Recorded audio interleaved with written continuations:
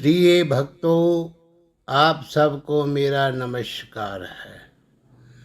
सनातन धर्म की परम पावन परंपराओं में पुरुषोत्तम मास का जो स्थान है वे सबसे उच्च और कल्याणकारी माना गया है।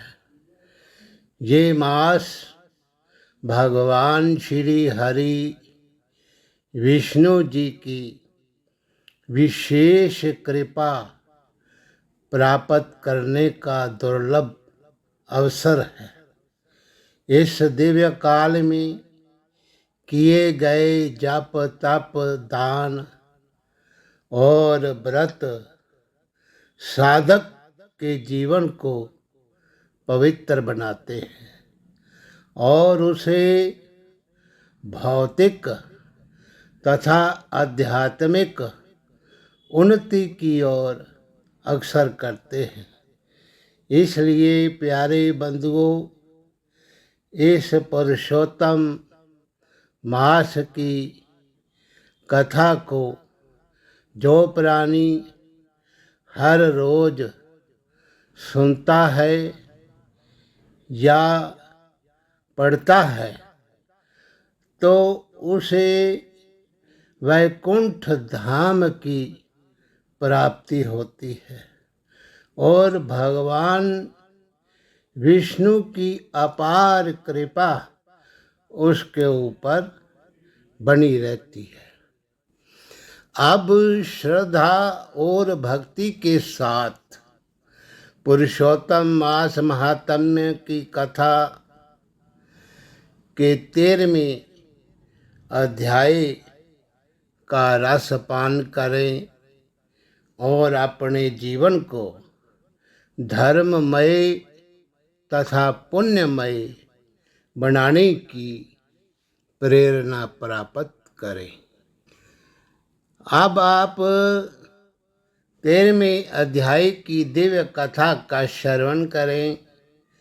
सूत जी बोले कि हे मुनि श्रेष्ठो, अब मैं आपको उस पवित्र कथा का सार सुनाता हूँ जिसमें धर्मात्मा राजा दृढ़ धनवा के जीवन, उनके वैभव और अंतर मन में उठे वैराग्य के भाव का अद्भुत वर्णन है। तो ऋषियों ने विनम्र होकर कहा कि हे सूत जी, पुरुषोत्तम मास के प्रभाव से राजा दृढ़ धनवा ने कैसे राज्य परिवार और अंत में भगवान का परम धाम प्राप्त किया, सो आप कृपा करके उस कथा को विस्तार से वर्णन करें। तो तब सूत जी बोले कि हे विप्रो, ये कथा स्वयं भगवान नारायण जी ने नारद जी से कही थी। वही कथा अब मैं आप सबको सुनाता हूँ। तो श्रीमन नारायण बोले कि हे नारद, हय देश में चित्रधर्मा नाम का एक धर्मात्मा और प्रतापी राजा था।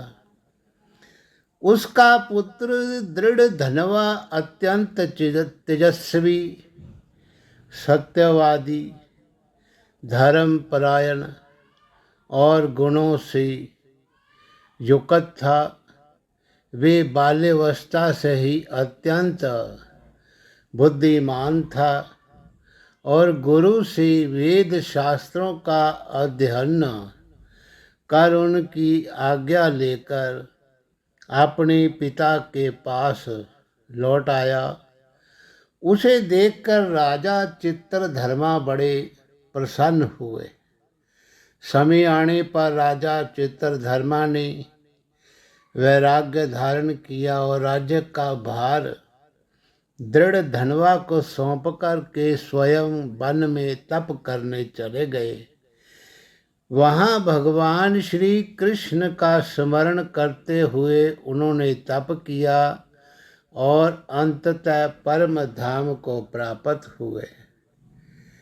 पिता के वियोग से राजा दृढ़ धनवा बहुत चिंतित हुए, परंतु उन्होंने धर्म के अनुसार सभी संस्कार पूर्ण किए और फिर राज्य संचालन में लग गए। वे अत्यंत न्यायप्रिय, पराक्रमी और गुणवान राजा थे।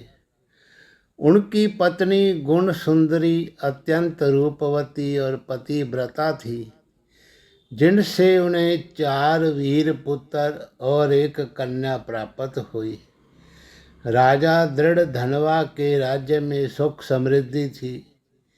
वे विद्या, शौर्य और नीति में निपुण थे तथा अपने शत्रुओं का नाश करने वाले थे। परंतु एक दिन उनके मन में एक गहरी चिंता हुई। एक रात्रि उन्होंने सोचा कि मैंने ना तो कोई विशेष तप किया, ना दान दिया, ना यज्ञ किया, फिर भी मुझे इतना वैभव कैसे प्राप्त हुआ? इसका कारण क्या है? इस प्रश्न ने उनके मन को व्याकुल कर दिया। अगले दिन वे वन में शिकार करने के लिए गए। वहाँ एक मृग का पीछा करते करते वे गहन वन में पहुँच गए। प्यास से व्याकुल होकर उन्होंने एक सरोवर से जल पिया और एक विशाल वट वृक्ष के नीचे विश्राम करने लगे। उसी समय वहाँ एक अद्भुत तोता शुक पक्षी आया, जो मनुष्यों की वाणी में एक गूढ़ श्लोक बार बार बोलने लगा। हे मनुष्य, इस संसार के क्षण भंगुर सुखों में फंसकर तू आत्म तत्व का चिंतन नहीं करता तो इस संसार सागर से कैसे पार होगा? उस श्लोक को सुनकर राजा बड़ा चकित और मोहित हो गए। वे सोचने लगे, क्या कोई ये दिव्य पुरुष है? क्या ये स्वयं शुकदेव जी हैं जो मेरा उद्धार करने आई हैं? इतने में उनकी सेना वहाँ आ गई और वे शुक पक्षी अंतर्ध्यान हो गया। राजा उस गूढ़ वचन को मन में धारण करके अपने नगर वापस आए। अब उनका मन संसार से हटने लगा।